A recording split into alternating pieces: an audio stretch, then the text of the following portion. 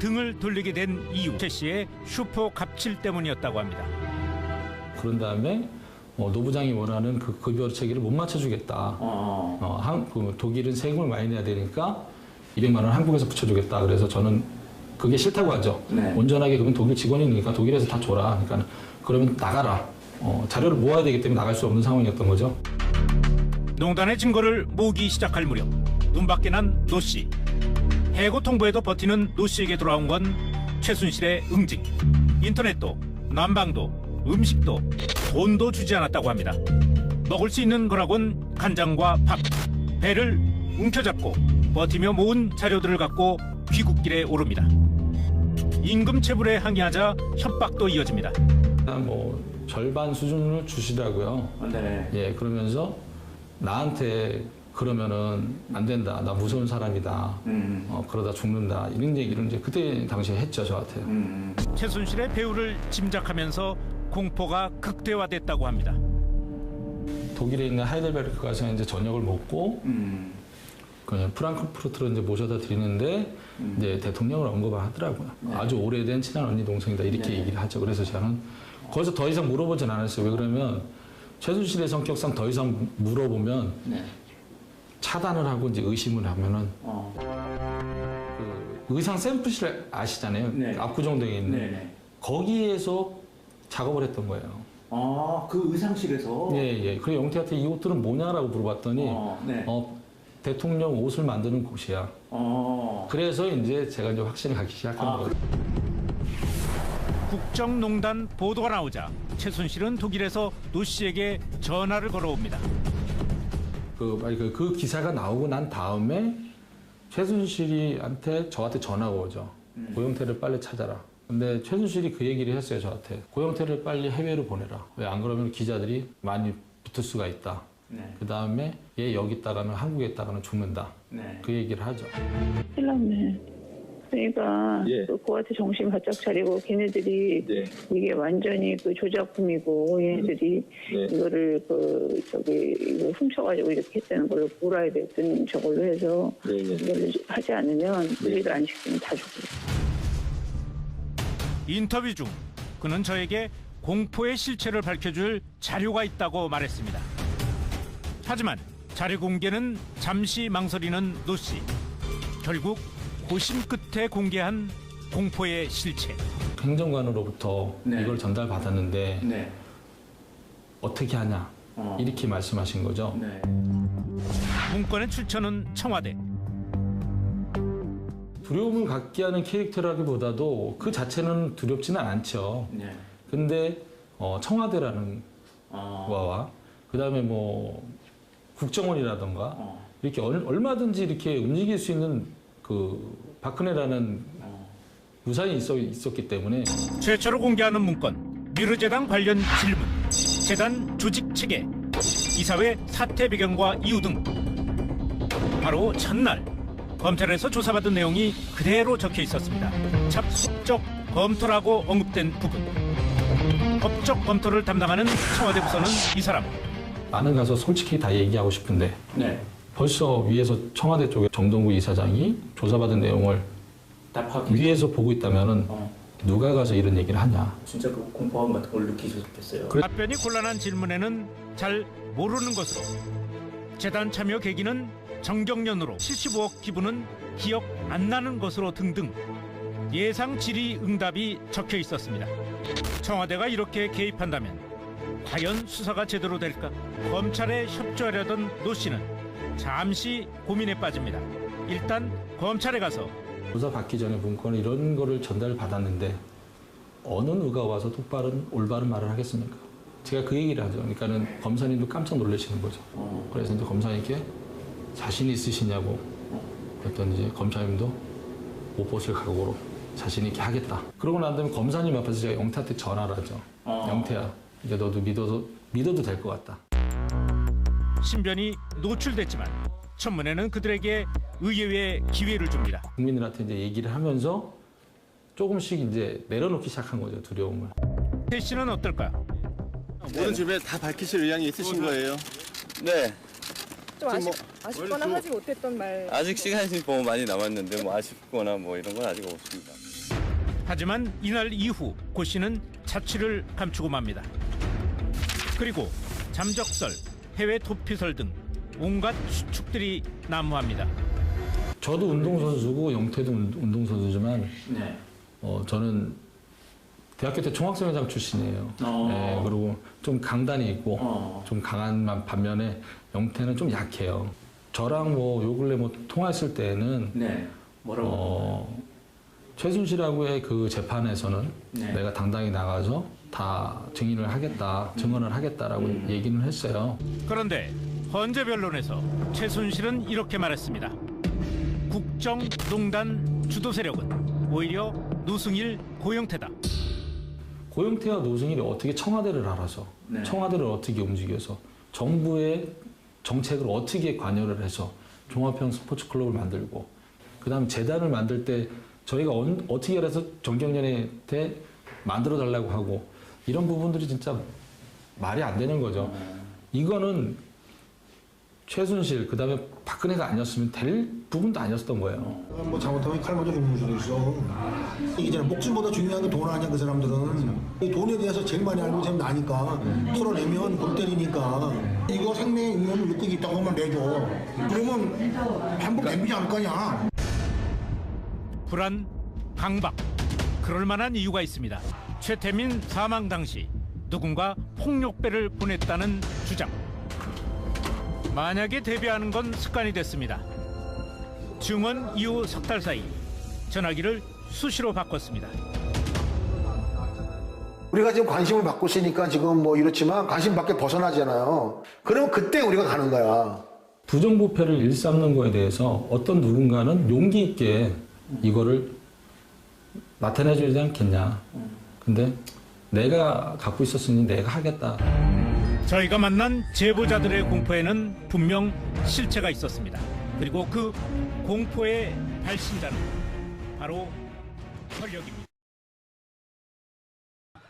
안철수 지지율이 뜨니까 별 이상한 일이 다 있는데요. 네. 우병우 풀려나고 안철수 후보가 지지율이 뜨니까 별 일이 다 생기는데요.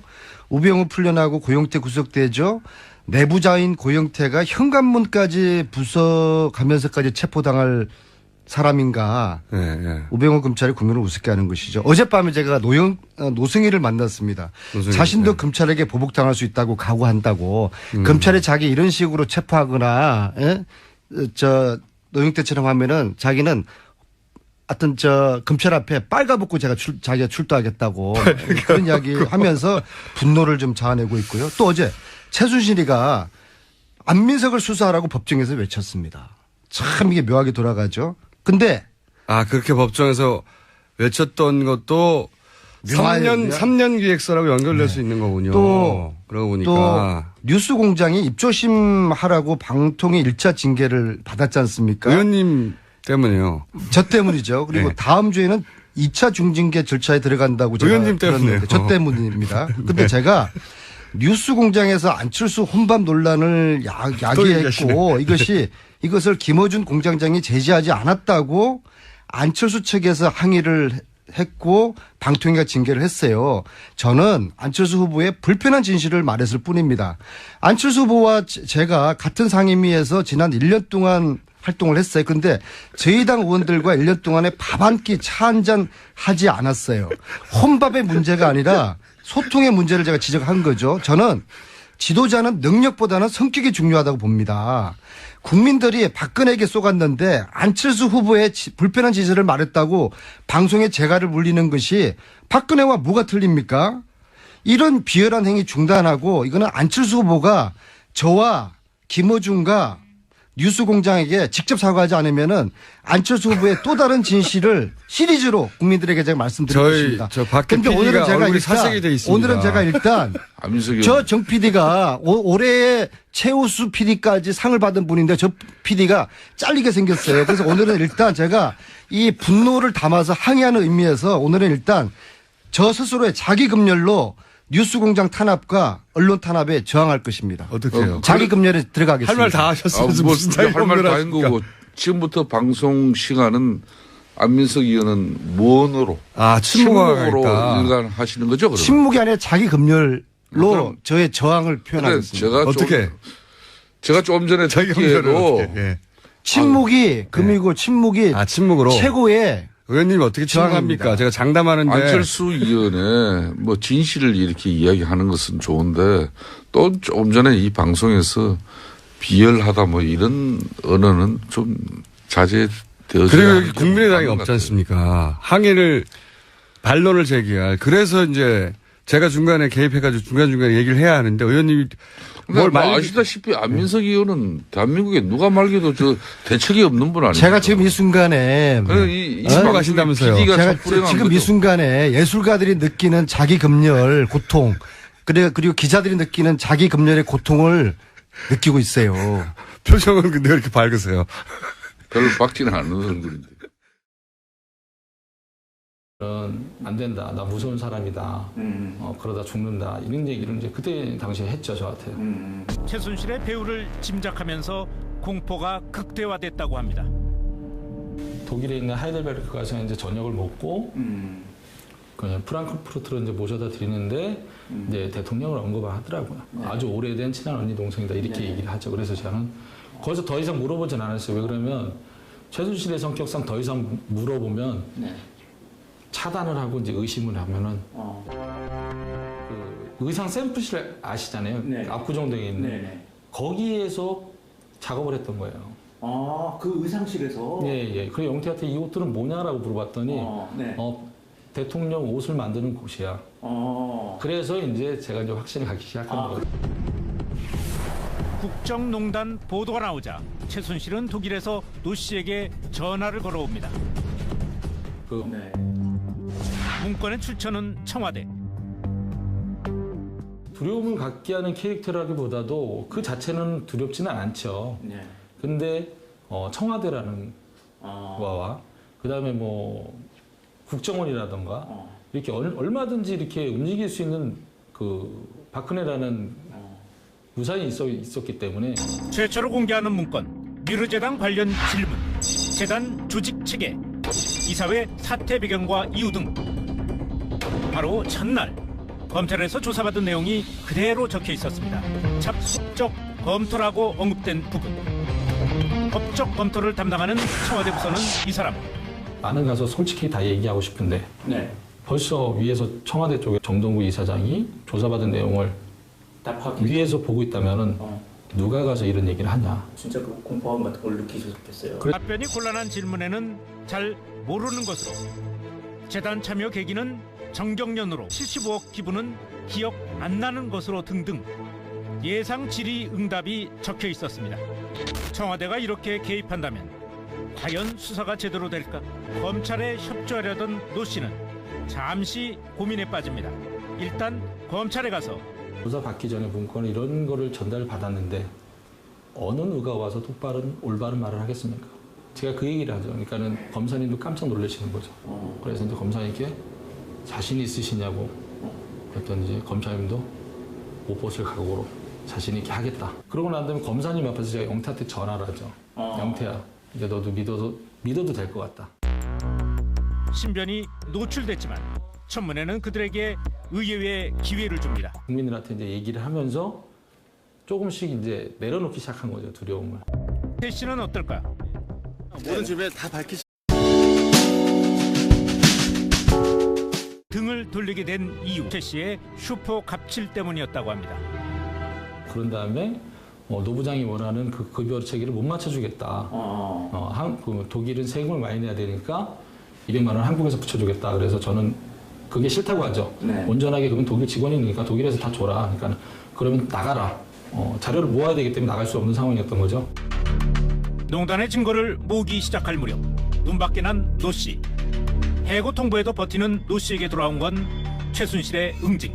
인터넷도, 난방도, 음식도, 돈도 주지 않았다고 합니다. 먹을 수 있는 거라곤 간장과 밥. 배를 움켜잡고 버티며 모은 자료들을 갖고 귀국길에 오릅니다. 임금 체불에 항의하자 협박도 이어집니다. 뭐 절반 수준을 주시더라고요. 예, 그러면서 나한테 그러면 빨리 그 기사가 나오고 난 다음에 최순실이한테 저한테 전화가 오죠. 고영태를 빨리 찾아라. 근데 최순실이 그 얘기를 했어요, 저한테. 고영태를 빨리 해외로 보내라. 왜 안 그러면 기자들이 많이 붙을 수가 있다. 네. 그 다음에 얘 여기 있다가는 한국에 있다가는 죽는다. 네. 그 얘기를 하죠. 큰일 났네. 그러니까 예. 그한테 정신 바짝 차리고 걔네들이 네. 이게 완전히 그 조작품이고 얘네들이 네. 이거를 이거 훔쳐가지고 이렇게 했다는 걸로 몰아야 됐던 저걸로 해서 네. 네. 이걸 하지 않으면 우리를 안 시키면 다 죽고. 인터뷰 중 그는 저에게 공포의 실체를 밝혀줄 자료가 있다고 말했습니다. 하지만 자료 공개는 잠시 망설이는 노 씨. 결국 고심 끝에 공개한 공포의 실체. 행정관으로부터 네. 이걸 전달받았는데 네.